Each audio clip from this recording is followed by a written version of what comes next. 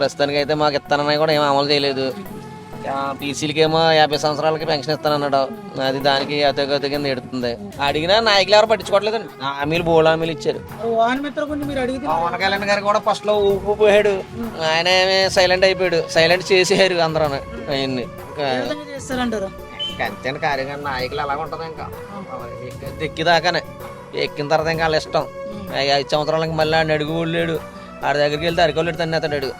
అప్పుడైతే మాత్రం బాబు నాయన అడుక్కుని ఊరు వచ్చి ఇప్పుడు ఏమో టైప్ ఏమి లేదండి. ఇప్పుడు ప్రజలకు మంచి చేయడానికి వచ్చానన్నాడు కదా పవన్ కళ్యాణ్. వచ్చానన్నాడు, ఏం పని అవ్వట్లేదండి. ఏమని ఆయన మాట ఏమి అంటే అవడం అదే డిప్యూటీ సీఎం కదా. ఏమైనా కానీ ఎంతవరకు ఉండాలో అంతవరకు ఉంచేస్తారు. ఆయన నొక్కేస్తారు అంతే. జగన్ వచ్చినప్పుడు అయితే మాత్రం మాకు 15,000 ఇచ్చాడు కంపల్సరీ. జగన్ ఉన్నప్పుడు అండి 40 సంవత్సరాల వాళ్ళకి డబ్బులు వేసాడు. ఆటో డ్రైవర్లకి డబ్బులు వేసాడు. స్కూల్ పిల్లలకి డబ్బులు వేసాడు. 4 పిల్లలు 4గురికి ఇచ్చేతన్నాడు చంద్రబాబు నాయుడు. 4, 15, 60,000 ఇచ్చేతనన్నాడు. ఒక్కడు కూడా ఎత్తా కూడా దిక్కుదేమనలేదు ఇక్కడ ప్రస్తుతానికి అయితే. అసలు ఎవరికి వేయలేదు. వీళ్ళందరూ గోల.